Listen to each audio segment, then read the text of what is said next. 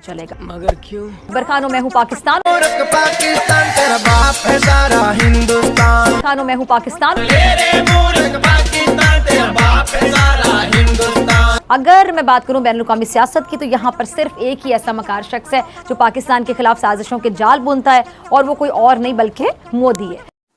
क्या क्या क्या बोला? मोदी है। तेरा बाप आया।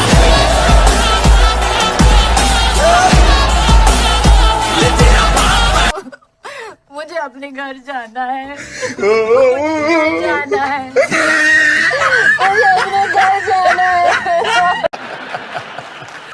मोदी, तुम्हें तो चुल्लू भर पानी में डूबकर मर जाना चाहिए। मोदी खुद बहुत बड़ा हिटलर है। मोदी जी तो इसकी बुआ लेके भाग गए थे, और योगी पता नहीं इसकी बहन लेके भागे हैं कि इसकी मौसी लेके भागे हैं। समझ से ही बाहर है सिस्टम। मोदी जी को छोड़ा तो अब योगी पे आ गई। उस कसाई का नाम है योगी आदित्यनाथ।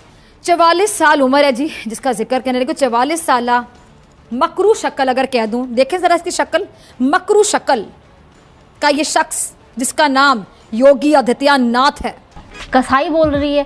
कसाई का मतलब पता है तेरे को? बहन की पकौड़ी। कसाई वो होता है जो भैंस पड्डे खरीदता है गांव में। कभी वैसे तो तेरी शकल तो लग नहीं रही है, तू लगता तो है नासा में रहती है, लेकिन गांव में जब भैंस पड्डे खरीदने आते हैं ना, तो वो उनको बोलते हैं कसाई, हरामखोर। तुझे यही नहीं पता कसाई क्या होता है?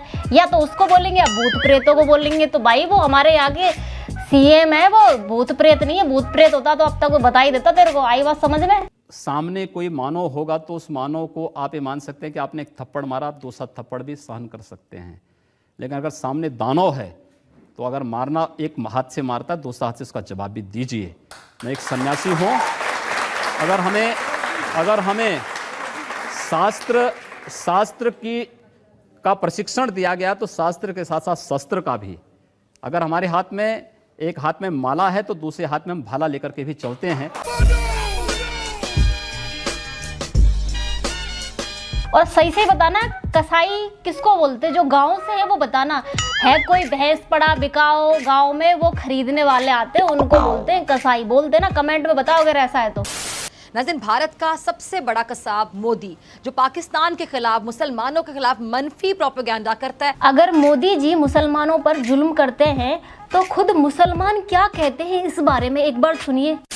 इस वतन से दूर यहाँ पर आए हैं तो हमें हमारे हिंदुस्तान की अजमत पता चली है क्या है। शुक्र है कि हम हिंदुस्तान में पले हैं, बड़े हैं, रहते हैं। मुझे फख्र महसूस हुआ कि मैं हिंदुस्तान में जन्मा हूँ, और मुझे उम्मीद है कि आज आपको भी फख्र महसूस होगा कि आप हिंदुस्तान में जन्मे। कि अब हम लोगों की जो आवाज़ है, जो कश्मीर के साथ मिलती है, हमारे दिल उनके साथ धड़कते हैं। ये सब क्या देखना पड़ रहा है?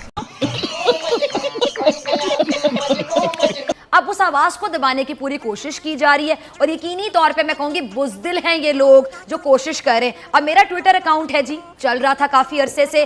कल मैंने कश्मीर के हवाले से बहुत खुल के बात की। मोदी को मैंने बहुत ज्यादा बैश किया खुल के, और मैंने कहा ये जालिम है, इसको रीट्वीट किया जाए। सुबह उठ के मैंने देखा तो मेरा ट्विटर अकाउंट ही सस्पेंड हो चुका था।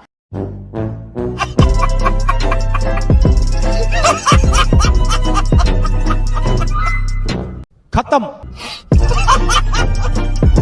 अब इससे ये लोग क्या साबित करना चाहते हैं? जो भारतीय बार बार कहते हैं अरे हम इसको रिपोर्ट करेंगे, हम रिपोर्ट करेंगे, रिपोर्ट कर करके किसी के अकाउंट्स खत्म करवा करवा के ये क्या कर लेंगे?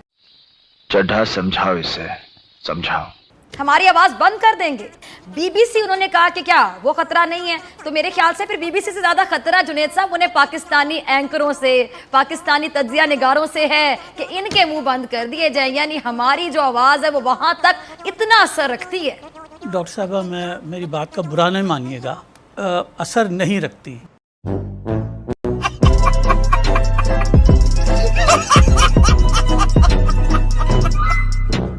असर नहीं रखती। खत्म।